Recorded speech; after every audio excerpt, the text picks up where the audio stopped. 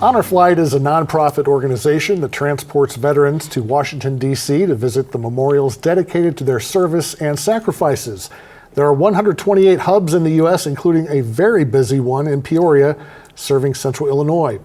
Luke Rosenbaum is the Greater Peoria Honor Flight president, and Mike Brinkman is a volunteer. Good to see you both. Thanks for coming in. Good to see you, Mark. Thank you. Well, we know you just had another successful honor flight, the 35th total honor flight. Let's start by figuring out how you got involved and how you got to be the president of this great organization. Well, there's a saying that says if you screw up, you move up, right? So you screw up enough as a volunteer, they just put you as the president, is the way it goes. We have this position as a bus captain when we go out to D.C., and I left the news once, I left medical person once, and then turned around there like, we'll just make you the president so you can't leave anybody else. But no, that happened in 2023, and ever since then, my wife and I have been working real hard to try and make sure we're getting all our vets to DC. And Mike, how did you become a volunteer? I became a volunteer because I never served in the military, and I had a lot of friends that did, and I found out how Honor Flight does so much to honor the veterans, and I wanted to, this is the way I serve. It's the only way I can serve, is to help get the veterans on the plane and get them to Washington, D.C. for their day of honor, and it's so important. Mm-hmm. And what branch of the military did you serve in? So I was in the 182nd out here in the Air National Guard. So I did that. So in 2014, I got back from training and Honor Flight was going on. And so as a military member, we received the veterans up at the jet bridge. And first flight there, I was like, we're going to be involved as much as we can. And then so when I was retired from the military, obviously I had a little more time on my hands, and that's how I got to be a little more involved. Well, thank you for your service. I appreciate that. And what was the feeling you had the first time that you were involved in this?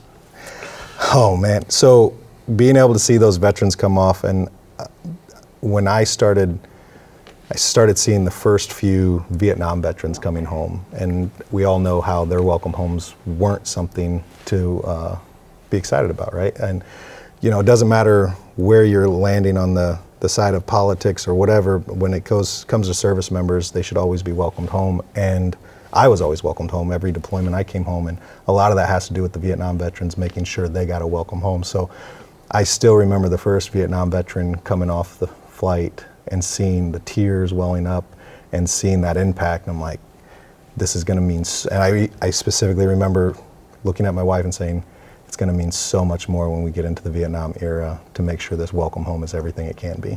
Mike, what got you hooked as a volunteer? It got me hooked. I started to volunteer, and then I got to go to Washington, D.C. as a guardian taking veterans. And this is what got me hooked, because you're on that plane and you're flying down to Washington, D.C. The veterans are all there together. One of the most the thing I remember the most is my wife and I were both guardians on one flight. And we had two veterans and their brother-in-laws, and they'd been together for years. And they never knew what the other one did when they were in Vietnam, because they don't talk about it.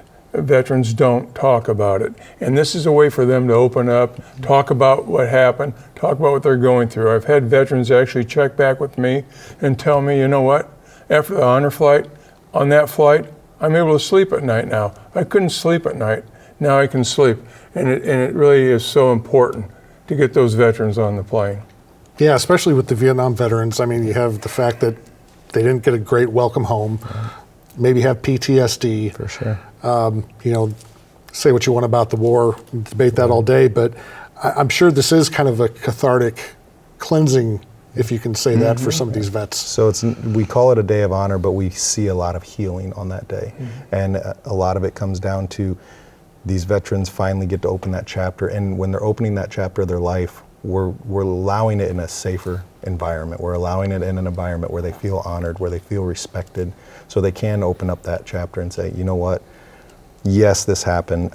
So many times, like Mike was saying, they don't talk about it, and now they're opening up. I've watched grandfathers tell grandsons stories, and you know, shortly after that, you know, they pass. Like, we really encourage our veterans, tell your story, because you don't know how impactful that can be for your kids to understand where you're coming from now, knowing your past. I want to talk a little bit about what a typical day looks like. And if you're not familiar with the Honor Flight, our local media does a pretty good job of covering it, but it is a production. I mean, you guys squeeze a lot into one day. We do. Mike, let's start with you. Where do we start off in the morning? What happens? We start off in the morning at sign-in. Veterans come in. They come in very early in the morning, 4 o'clock in the morning. They line up, they sign a board, they come in, they get checked in, then they go and have their photos taken, and then they go behind the lines, they go back, and there's coffee and donuts, and we have packages for them to take, bags with them to take. We provide everything. The veteran pays for nothing. They get on that plane, they go. They get their breakfast, they get lunch, and it's just a whole day of honoring them, going to see everything Washington, D.C. has for them. Most thing you hear the most of is from the Vietnam veteran. They want to see the wall. Mm-hmm. That's what they want to see. And that's I get goosebumps right now even talking about that. I've seen that multiple times with veterans. And they go to the wall. A gentleman I worked with, a veteran for years, never talked about it. He went to the wall and he almost was on his knees. It's very important. It's a whole day of it's all about the veteran. And that's what Honor Flight's all about. It's all about the veteran. It's not about me. It's not about me being a volunteer and like that. It's all about the veteran, what we can do to give them their day of honor. That's what it's all about, Mark. And Luke, before we even get to DC, there's a lot of coordination that takes place. Yeah. Let's talk about, getting the vets on the plane and who was with them. Right. So we start about 6 weeks before a flight, getting everybody coordinated, calling the veterans that are on the list. We've got a nice long list of over 1,000 veterans still needing to get out to DC. Most of those are Vietnam vets that I'm considering. So 6 weeks out, we're getting them coordinated.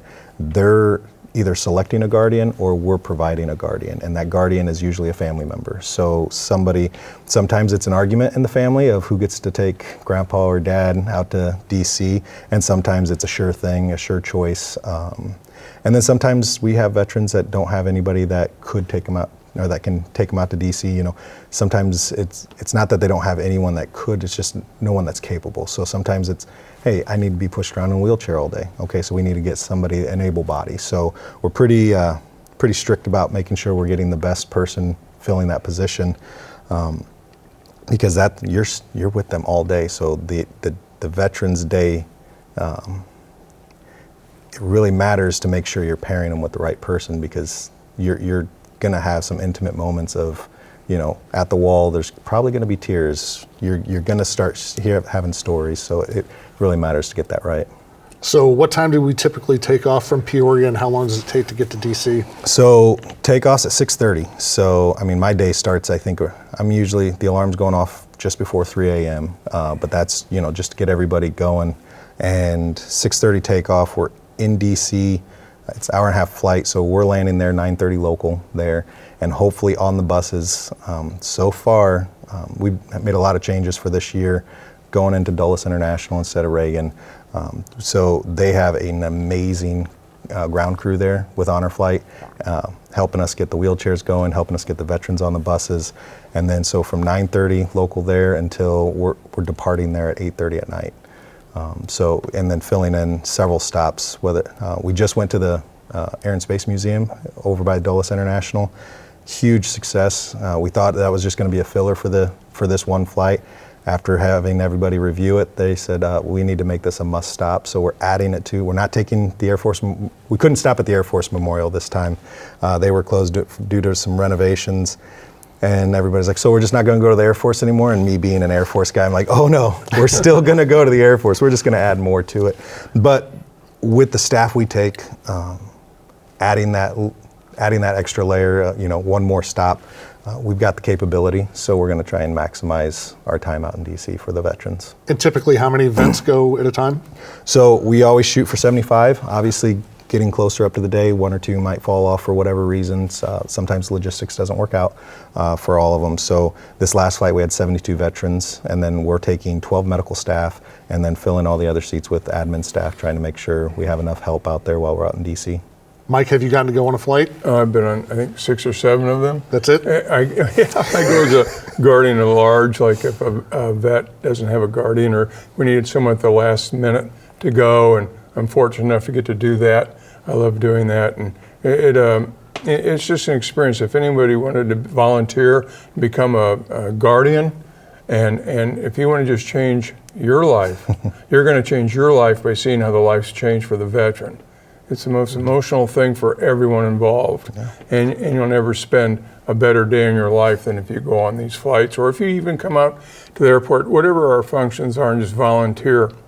When you see the veterans and you see the family and you see people coming in, it's like that's life-changing. It really is, Mark. I bet. What's the atmosphere like on the plane going out there? So we've got them sugared up with donuts and coffee. So everybody's fairly lively. There's a few people that are a little nervous. They haven't flown in years. Or I've had several veterans say the last time I was on a flight was coming out of Vietnam. And I'm like, wow, that's been a long time. So we always request Air Force or prior Air Force pilots with the airlines because they do the smoother landings. The Navy pilots tend to, land them a little harder. So anytime I can make fun of the Navy pilots, I try. But we love you, Navy. We love you, Navy. Just not when we're flying. But we end up making sure that they're comfortable. Even the seating assignments are specific to the needs of the veterans. Everybody's fairly lively on the way out. We get them some breakfast on the flight, and then once we hit boots on the ground in Dulles, they're ready to rock and roll. We usually have quite a reception at the airport. Like I said, Dulles has done an amazing job.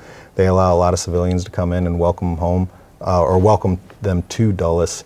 And so that really gets the veterans amped up. They don't expect that, and it really gets them excited.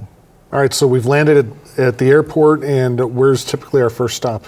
So it used to be Navy Memorial. So now, like I said, we're making some changes just for this, even the October flight coming up. So we'll go to the Airspace Museum. We'll spend about an hour there, let them see, the SR-71s out there, several airplanes that are notable. And so we'll take the nice trip from Dulles into DC proper, and that's about a 35-40 minute drive, and that's where we're feeding them lunch. So that's one of the things we've done. We feed on the bus now, and that really helps get us a lot more time to stop at all the places. But then we're heading to the Navy Memorial. That's usually a good stop. It's small, it's quiet.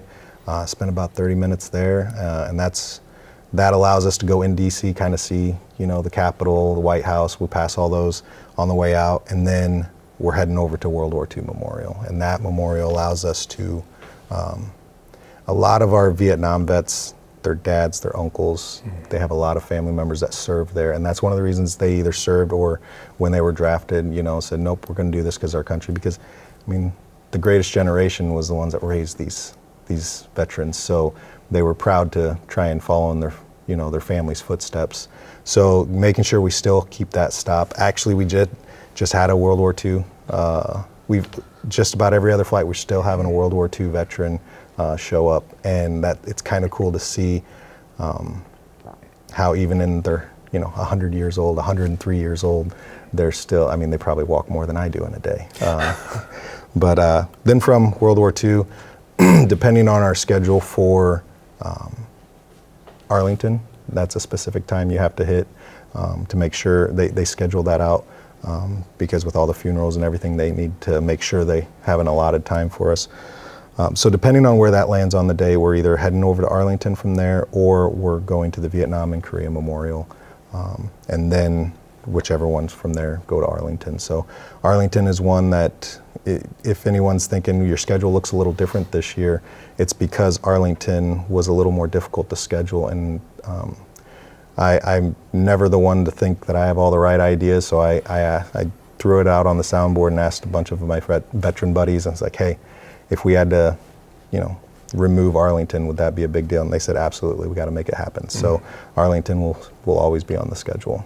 And then from there, we've got Iwo Jima Air Force Memorial, and then it's the dinner ride back on the bus to the airport. It sounds really easy, like just run it out on the schedule, but that's a full day. Well, and you're talking about folks that are older, some Yes. some in wheelchairs, I would Yep. imagine. And We haven't had wheelchair races yet, but I see it coming with a few of them. Yeah. all right, hey, you never know. Yep. Mike, I'll ask you, on the times you've been out there, do you have one memorial that really stands out to you? Well, the Vietnam Memorial really does. The wall, you see all the names on the wall. You can ask for a piece of paper, you can etch names on the wall, all kinds of things, gifts, things like that at the base of the wall, like old pictures, or maybe It's just a sad situation when you hit that wall, Mark. But you know what? It's a lot of healing for the veterans. And you see veterans go up and don't touch that wall. And that's so important to see that. That's probably one of my favorites right there to go see. I mean that like in a very respectful way. Sure. I sure do. Well, I remember the wall opened when I was a teenager, and my dad took me to D.C. and you watch the news, you watch movies, whatever, but until you see those names up there, it really probably hasn't sunk in. Yeah. It's a pretty amazing experience. What about you? Do you have a specific one? So I see a lot of value with the Vietnam Wall, but the one thing that every branch, every era that served Arlington. So Arlington is my perspective place. It doesn't matter what's going on with the schedule. It doesn't matter what's going on in my personal life, work life, whatever.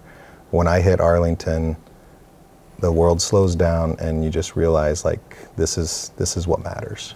And like I said, I've heard that other hubs don't make it to Arlington, and I think it's a shame because that is, if you ask any veteran, their heroes are in Arlington. Those are where our heroes rest. And I think that is the place where we always get our perspective. At least I do. Yeah. I asked you about the atmosphere on the way out there. On the way back, what is it like? Is it a lot of reflection, talking, silence? Well, it's pretty quiet at first, Mark. But then the lights come on the plane, and we have what we call mail call. And this is where the Guardians get letters, and for the veterans that are on that plane, and we have these bags that Honor Flight puts together. We have bags, all the letters in the bags. So the lights all come on the plane, and then it's announced mail call, because a lot of the veterans didn't get mail. In Vietnam, for example, they did not get mail, and this is their chance. They're going to get mail. And a lot of them get a lot, and then everybody wakes up, everybody's good to go again, everybody's fired up again because you're reading the letters.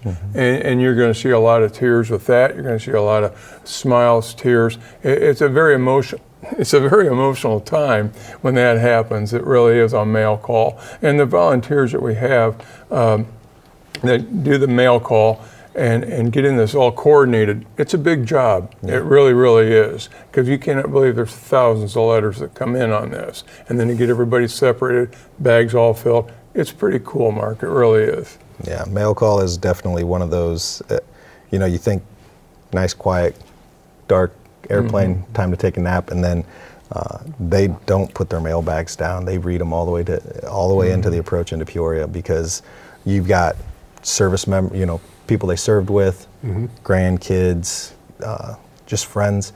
We've had letters shipped from Hawaii, all over the country, and it allows family to have that personal time with the veteran, even though they're not with them. You mentioned a pretty big waiting list. How do you determine who's flying out and when? Is it first come, first serve, or is it by age? So there's a handful of things we're dealing with. So National Hub prioritizes World War II, Korea, then Vietnam.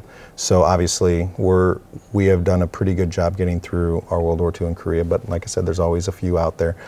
Sometimes it's just, they live in a town kind of further out from Peoria, and until they catch it on the news or something, a friend says, hey, didn't your uncle or something serve in Korea? And then we get them signed up. And so usually if you're signing up and you're a Korea vet, you're going on the next flight, if it works out for you. But like I said, most of our flight is Vietnam era. So now what we start looking at is, when did you sign up? So right now we're working on veterans that signed up in 2018, and you're like, oh, why so late? Well, you got to remember we lost 2 years, right? The world got paused for a period, and so that backlog is still there.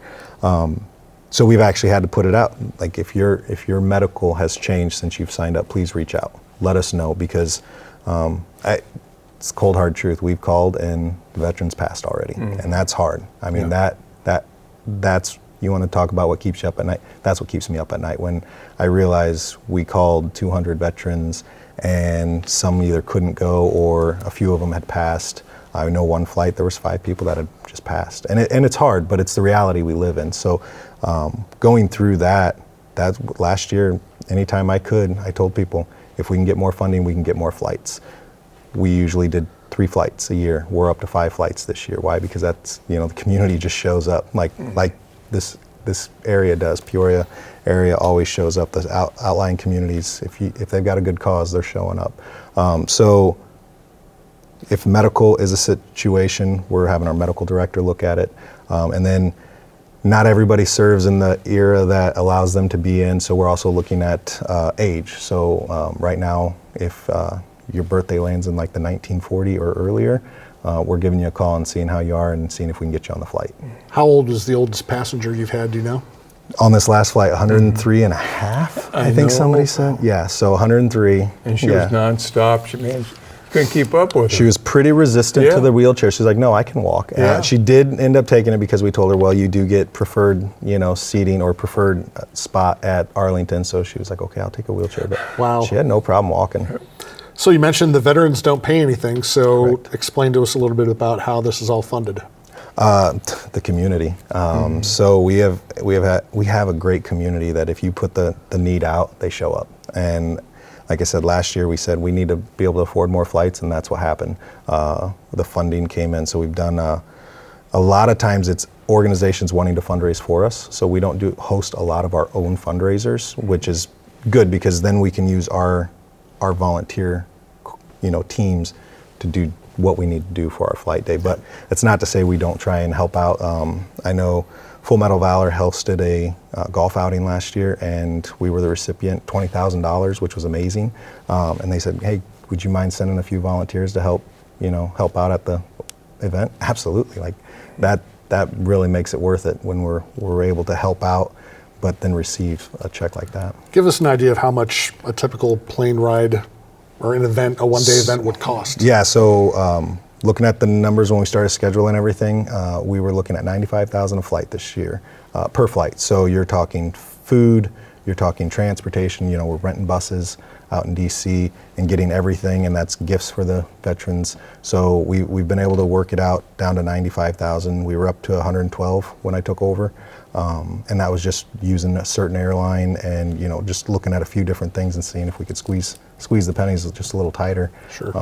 And I'm happy to say we've partnered with Allegiant, and they have been in a great partnership for our veterans. They've really taken care of us, getting us out to Dulles and letting our veterans feel comfortable on their way out. I know not everyone is mobile, so you have Operation Penguin. Yes. Explain what that is. So, again, going through those call lists and having veterans say, can't go on this flight, can't travel anymore. And some of them, I'm not traveling to DC. I don't want to fly on an airplane. I don't want to go to DC. Our mission is to honor our veterans. So how can we do that locally? So we figured, well, it would be a flightless flight, and ostriches aren't really that appealing. So we came up with another flightless bird, and the penguin seemed a little more, palatable as far as being able to put it on a T-shirt and sell it. So Operation Penguin came from making sure that our veterans still get a day of honor, just might not be out in DC. So we were hoping to do one this year, but our list for DC vets is longer than our Penguin one, so we're going to start our 2026 season with a Penguin flight.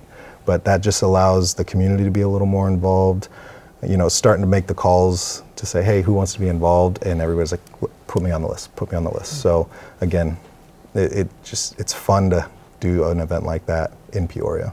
I bet it is, and I know you're always looking for money, volunteers. Mike, what's your pitch for getting more volunteers? Well, that's what my pitch is. It's what you want to do with your life. That's my pitch. And it's if you want to help and get a veteran to Washington, D.C. for their Day of Honor, we always have open spots for anybody that wants to volunteer doing anything, whether it's doing wheelchairs or if it's meeting the veterans at the door, if it's working behind the scenes. That's what I do a lot of. Like it that way, because everybody can get involved that way. But it's just important to volunteer, Mark. That's a good question. Another thing is, at the Welcome Home, get your kids out there if you can. Get the young people involved. A lot of young people, they don't even have an idea what we're all about. They don't have an idea what these veterans have gone through in their war with World War II, Korea, Vietnam. They don't have a clue. And get them involved. Get them to the Welcome Home. And that's what's important. Volunteering is what it's all about, Mark. It really is. Yeah, I was thinking, even young kids, even teenagers and 20-somethings probably don't have a clue as to what the greatest generation went through. So it's probably a good idea to get them out there, and they may appreciate what they have a little bit more. Yeah. Well, and another thing I like to do is when I am out and I see a veteran with a veteran cap on, and I see a lot of Vietnam veterans, and what you want to do is you want to walk up to them and you want to say, welcome home, and thank you for your service, because they never got a welcome home. I know we talked about that earlier. I've done that, and I've had veterans stand right there on the street and start crying because they told me they never had a welcome home. And that's important to do. It truly is. And the thing is, too, then you can also engage this veteran. You say, hey, have you been on the honor flight? Would you want to go on the honor flight? And I've had veterans tell me, well, I wasn't really in country. And so I said, what did you do? Well, I had a veteran tell me, I stayed back here and I coordinated things for the guys in country on the bombing missions and things like that. I said, well, then you're pretty important. You did a pretty important job then. Yeah, but I don't think I'm qualified to go on the honor flight. I said, yeah, I think you're more than qualified to go on the honor flight. But that's the thing that some of them think about is if they feel if they weren't in country, actually in country, they feel that they're not worthy to go. Well, they are worthy to go because they serve their country. And that's the part that really bothers me is I want them all to go. That's all there is to it, Mark. Unfortunately, we're about out of time. Where can people find out more about the Greater Peoria Honor Flight? GreaterPeoriaHonorFlight.org. Simple enough. Gentlemen, we appreciate what you do, and the Honor Flight nationwide has been around for, 20 years, 46 states, and there's 128 different hubs around the country, including your fine hub here and 7 others, I believe, in Illinois. Yeah. So thanks for what you do, and Thank you. we look forward to seeing another flight take off. Well, thanks for having us, Mark. Appreciate you doing this. My pleasure. All right, and thank you for watching. You can watch this segment again at WTVP.org and share it with your friends and family. You can also check us out on Facebook and Instagram. Have a good night.